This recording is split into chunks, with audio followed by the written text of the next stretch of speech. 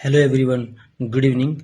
आज हम बात करेंगे कि हमारा शरीर एक नॉर्मल व्यक्ति का शरीर का रेजिस्टेंस कितना होता है, यानी प्रतिरोध क्षमता कितना होता है ड्राई कंडीशन में और वेट कंडीशन में।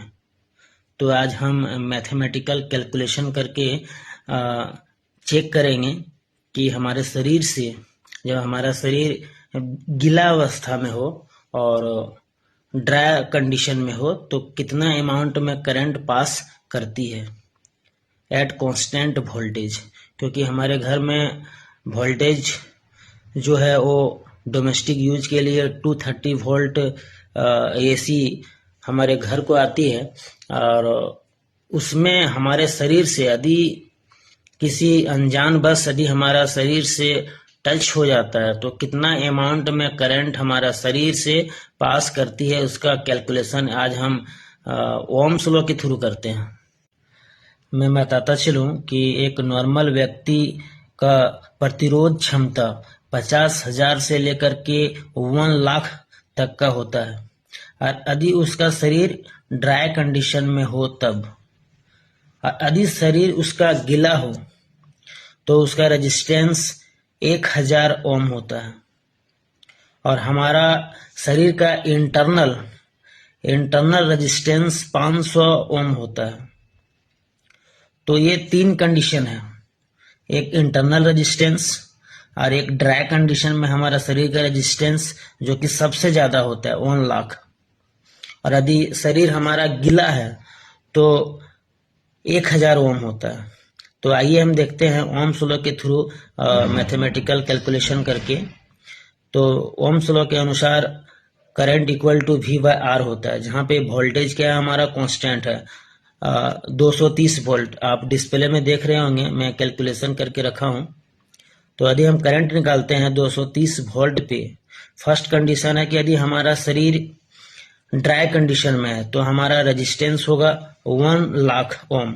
यदि हम वोल्टेज को रेजिस्टेंस से डिवाइड करते हैं तो आता है हमारा 2.3 मिली एम्पियर, जो कि एक नॉर्मल सा शॉक लगेगा यदि उतना अमाउंट करंट हमारा शरीर से पास होता है तो। और यदि वही हमारा शरीर गीला है तो हमारा रेजिस्टेंस 1 लाख से घट के 1000 हो जाता है। और ऐसे में यदि हम कैलकुलेशन करते हैं तो करंट निकल के आता है 230 को यदि हम डिवाइड करते हैं 1000 से तो आता है 230 मिली एम्स, जो कि हमारे शरीर के लिए बहुत ज्यादा डेंजरस होता है, जान भी जा सकती है।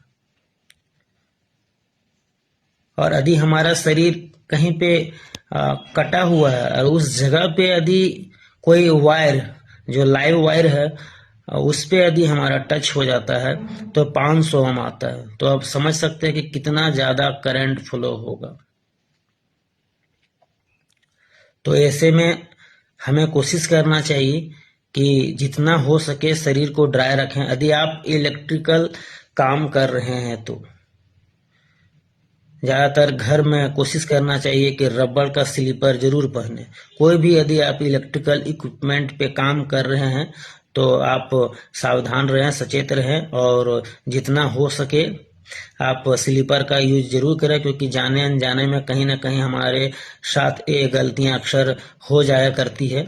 इसीलिए कोशिश करें कि कभी भी गीला अवस्था में कोई भी किसी भी प्रकार का इलेक्ट्रिकल काम को आप ना करें।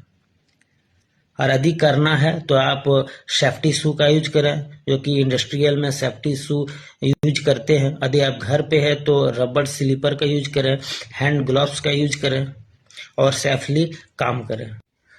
एक कॉमन चीज निकल के आता है कि आपका शरीर का रेजिस्टेंस जितना ज्यादा होगा उतना कम अमाउंट का करंट पास करेगा, और जितना करंट कम आपके शरीर से पास होता है उतना कम शॉक आपको लगेगा। और जहां आपका रेजिस्टेंस कम हुआ तो करंट इंक्रीज करेगा, और करंट यदि इंक्रीज करता है तो हम सब के लिए उतना ही ज्यादा हानिकारक होगा। और हमारा शरीर यदि 30 मिली एम्स से यदि ऊपर चला जा रहा है, 50 मिली एम्स चला जा रहा है, 100 मिली एम्स चला जा रहा है, तो हमारे लिए बहुत ज्यादा घातक सिद्ध होगा। जान बचना मुश्किल हो जाएगा। तो कोशिश करें कि आपका शरीर का रेजिस्टेंस हमेशा इंक्रीज रहे, ज़्यादा रहे। धन्यवाद।